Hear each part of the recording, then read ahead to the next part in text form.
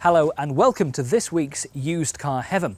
Well, a real treat this week, certainly for me, because we're going to get to drive some Bentleys and Rolls Royces.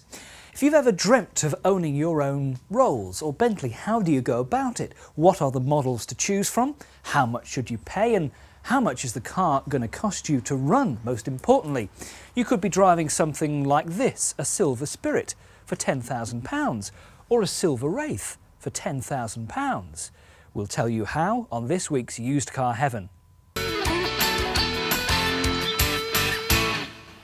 Alex, the Shadow was first introduced back in the mid-1960s. What was it brought out to replace? It's brought out to replace the S-Series Bentley and the Silver Cloud. The engine had been introduced on the Cloud as a V8 unit in the Cloud 2 and the S2. It was a car which was built without a chassis. It's the first time Rolls Royce had built a car without a chassis, and it was a smaller motor car aimed at the owner-driver rather than the gentleman who was going to be driven. How was it actually viewed at the time? Was it well received? It was well received. There were a lot of so-called modern technology on the car, such as air conditioning, electric windows, and a Citroën-derived suspension system, which was totally new. What was the main power plant behind it? It's a V8 unit. It started off in the early Shadows. It was the same unit which had carried over from the earlier model, which is a 6250 motor car, married onto a Borg-Warner 4-speed automatic gearbox. The later cars, from 69 onwards, was a 6750 V8 unit with a 3-speed General Motors gearbox, which carried on right the way through till 1993, when they changed the gearbox. If you're going out to look for a Shadow 1 or a Shadow 2 to buy, what are the main things that you need to beware of, things that go wrong, rust points? Like any motor car, whoever built it, you're going to find there's going to be paintwork and bodywork which have been done over the period of time, but in the back of your mind you've got to appreciate it might be a Rolls Royce. You're buying a car which is in excess of 25, 30 years old in most cases, and the price that you're paying for the car. The usual areas, or the grot spots, cosmetically, front and rear wheel arches, mainly rear wheel arches, and the valance, which is behind the rear bumper, and the front sills. You can occasionally get where the join is here on the roof, corrosion, and round the door handles, boot badges, doors, bonnet, boot, are all aluminium. You can get a reaction between that and the chrome work, which appears as a white corrosion rather than red rust. So if your heart is set on buying either a Shadow 1 or a Shadow 2, what sort of money should you be paying for to get into a good one? The prices have stabilised and in fact are beginning to increase. An early Shadow 1, you're starting in the region of about £5,000 and working slowly upwards. A Shadow 2, they're starting about £7,000–8,000 and increasing on from that. You will find Shadow 2s will always hold a better value than Shadow 1s. Slightly later cars, the interior's slightly more refined, and the suspension and steering have been uprated so they don't wallow like the earlier Shadow 1s.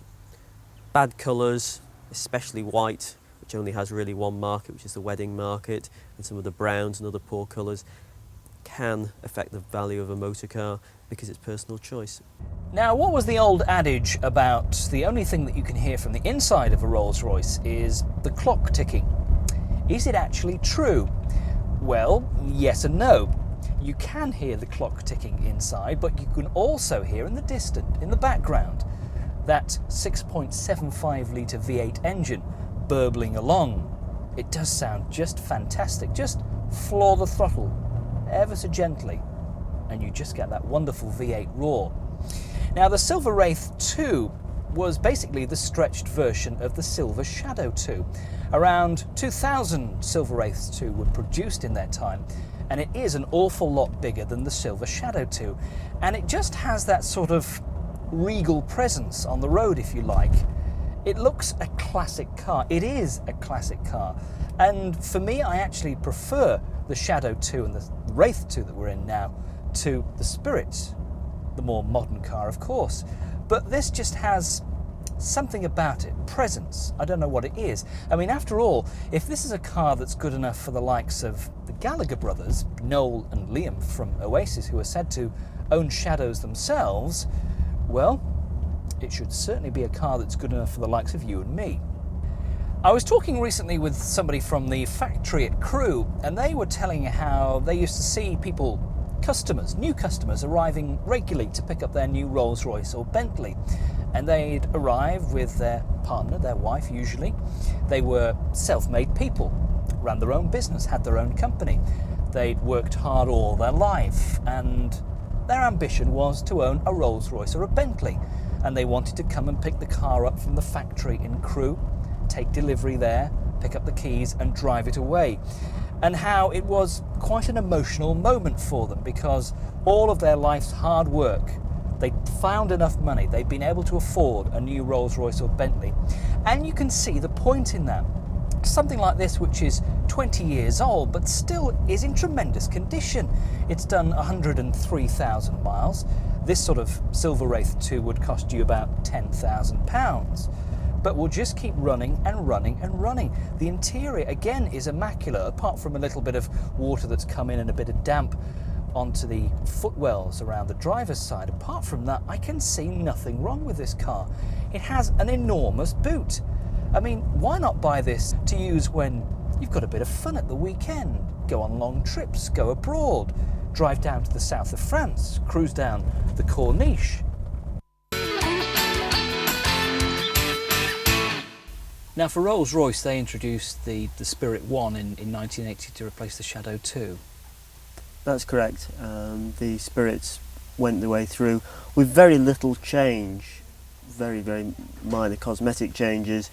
Fuel injection was added in 87 until 1990 when they put active ride on and called the car the Spirit 2. The body shell of the Spirit has not changed as much as the Bentley, and it's the same body shell essentially as the one that has been used since 1982 up until last year when they stopped producing the Spirit. What did Active Ride add to the cars? Active Ride altered the dashboard internally, very, very slightly. The biggest improvement is the cars handle more like a modern car, a modern sports car. The suspension had been designed in the late 70s, early 80s and introduced in the early 80s in the Spirit, and it was 80s technology. The Active Ride added the 90s modern technology, enabled you to drive the car quite hard and it wouldn't wallow around, it would hold the road a lot better. Just talk us through the interior and the sort of elegance that the craftsmen there put into the leather and the wood and the whole ambience of the car. This is an early Spirit, room for 2 to 3 people on the rear, with full top quality hand-stitched Connolly hide, burr walnut, which is made from one piece, which carries on right the way through the car. We believe that there is a complete copy of every piece of wood used in the car kept at Rolls-Royce on file should you ever have to have it replaced. In the rear section, cigar tray, cigar lighter, map pocket, coat hook, grab handle, map reading light and a rear courtesy light, and of course a vanity mirror, same for both sides. That is standard equipment. The only car you'll find that doesn't have those fittings is a Bentley 8, whereas the pockets are mesh and the map mirrors are extra. When it comes to buying a car these days, what can you get for £10,000? Well, you could have a brand new top-of-the-range Ford Fiesta, for instance. You could have, well, take your pick of the Repmobiles, a Mondeo, a Vectra, a Peugeot 406, a couple of years old model, for instance. Or you could have a Rolls Royce Silver Spirit. This is a 1980 model. It's one of the early Silver Spirit models when it was changed from the previous Shadow 2 and the Wraith 2. And £10,000 will buy you this car. This has done, what, nearly 85,000 miles. But again, it's in absolutely immaculate condition. There's one or two little bits and bobs around the bodywork that might need sorting out. Bits of rust, it's a little damp inside one or two of the footwells. But apart from that, it's great. And it drives, well, quite differently from the Bentley Turbo R. This tends to wallow more going round corners. There's far more body roll, and the ride is not as firm. It tends to bounce. The suspension is a lot softer, but it still nevertheless is a very good ride. And there is something about driving a Rolls Royce, about seeing that silver lady on the front of the bonnet just in front of you, and thinking, well, I'm driving a very special car, something that's had a huge amount of work gone into it when this car was new. It's wood, it's leather, it's all the craftsmanship that took to build this car. And again, if you want something like this, you have to look into things like the insurance, the running costs, and find that they are comparatively low. Also, look around on something like this. After all, this is not far off 20 years old. You want to check things like, well, all the electric windows work, the electric mirrors work, the air conditioning functions properly, and that it's throwing out lots and lots of cool air. Because if that needs recharging, if it needs looking at, it will be expensive. There are things about Rolls Royces that you have to get used to, little quirks that every car has. Things like the column-mounted gear change. I mean, after all, how many cars these days have a column-mounted gear change? The only one I can think of is the new Rolls Royce Silver Wraith. It still continues into that. Things like the Bakelite steering wheel, very, very thin. The Bakelite controls for the indicators and windscreen wipers. But after all, you're driving, well, something with a bit of history. Turn up at a hotel in this, and you'll find the doorman jumping to attention, opening your doors, offering to park the car for you, sir. And you say, yes, thank you very much indeed. Little does he know that you're driving around in a £10,000 Rolls Royce with a private number plate on. You really can't differentiate very much between something like this from 1980 and perhaps something from 1995. Well, it certainly makes sense if you want to buy a Rolls or a Bentley to come to a specialist dealer who knows all about the cars. That's it for part 1 of Used Car Heaven. Join us again for part 2 very soon.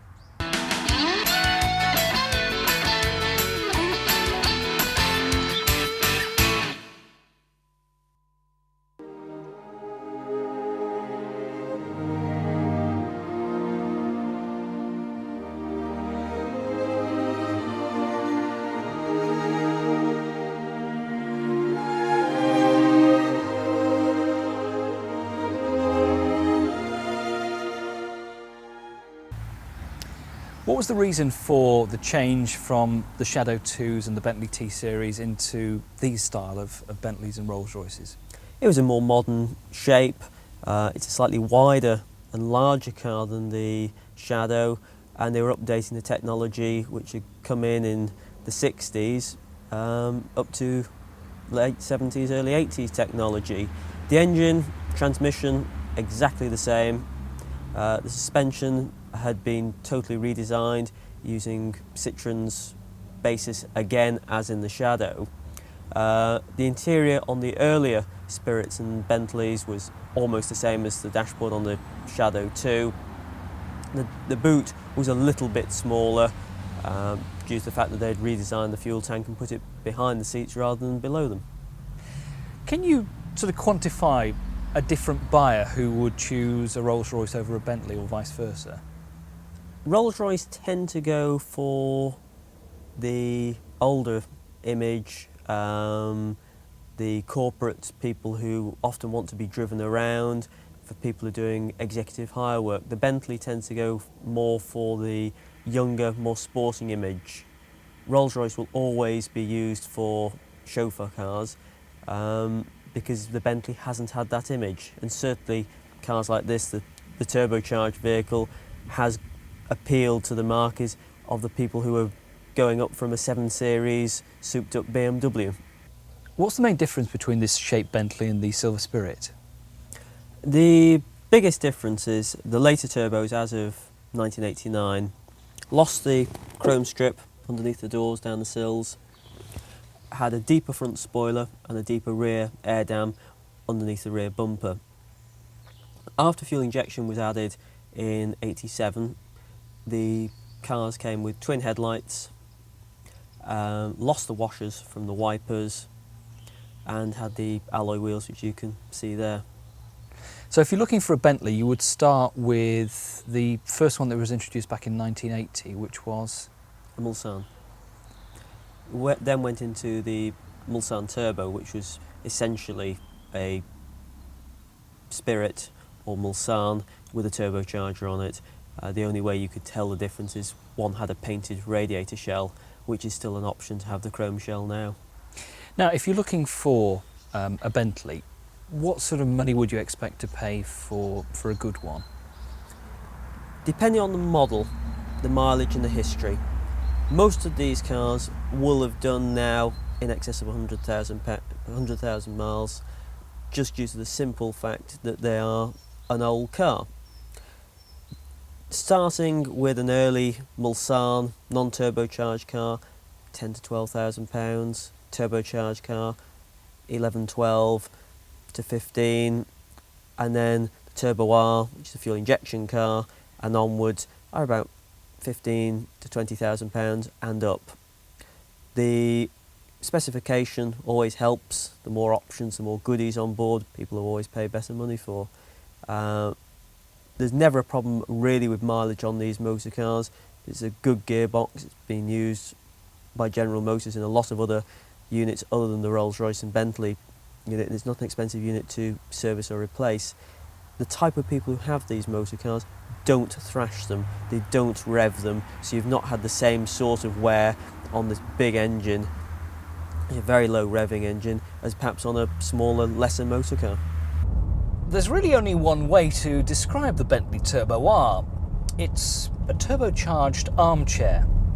It is just serene, sitting here, surrounded and pampered by all this leather and wood. Remember, this is a 2.5 ton car. It is big. It takes a lot to get it going, but it's a car that will do 0 to 60 in around 6 seconds. It will cruise all day, if you wanted to do, on the Autobahn or perhaps on the roads down to the south of France, 150 miles an hour. Fuel consumption, well, what was the old thing? If you have to ask, you probably can't afford it. Around town, the Bentley Turbo R would maybe do about 12, 13 miles to the gallon. On a run cruising at 80 miles an hour on the motorway, you might get some 20 miles to the gallon out of it. This is by far my favourite car of the three, I have to say. I've always been a big fan of the Bentley marque. There's something quite different about a Bentley over a Rolls Royce, and particularly when you find something like the Turbo R, which is a car that you can have a huge amount of fun in it. You can push it hard down country lanes. Remember, you have, well, we're not quite sure exactly how much horsepower is under the bonnet because Rolls and Bentley have never quite said what it is. They've merely described the power output of the Turbo R as adequate. The last Turbo R before they brought in the Arnage had 385 brake horsepower, so safe to say that this has probably got some 330, 340 brake horsepower, and believe me, it's more than adequate. So could you be persuaded to buy something like this Bentley Turbo R? Well, remember, it's a big car. It's 2.5 tons. It needs that enormous 6.75 litre V8 engine under the bonnet, and of course the turbocharger as well. What about the price on this? Well, this would set you back about £30,000, but it is in immaculate condition. The leather, the wood, the interior, just perfect. It's done though 123,000 miles, but it will do many, many more miles and will just give you so much enjoyment. You'll be driving around like I am today with a permanent smile on your face.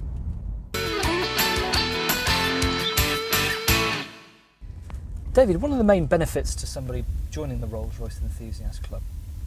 Well, basically, you've obviously going to meet like-minded people. Benefits are possibly the largest club in the world for motor enthusiasts, with a clubhouse sort of second to none.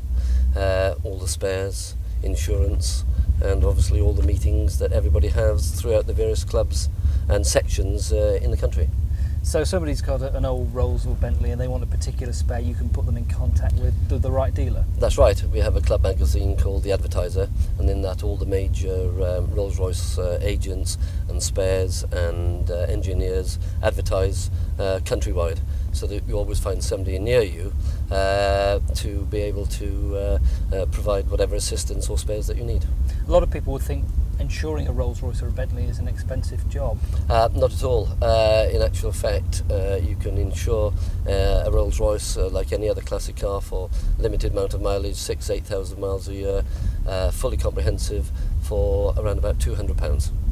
And do you go on rallies and meets and all sorts of things during the year? Absolutely. Practically all the way through the year, right up until the end of October, beginning of November, you have major rallies, picnics, weekends, annual rallies in June, which is held in Northamptonshire, and you have all our continental cousins coming to meet us at that particular rally, and obviously from Australia and America, Canada as well. So, you know, we are worldwide with about 9,000 members now currently on the books of the club.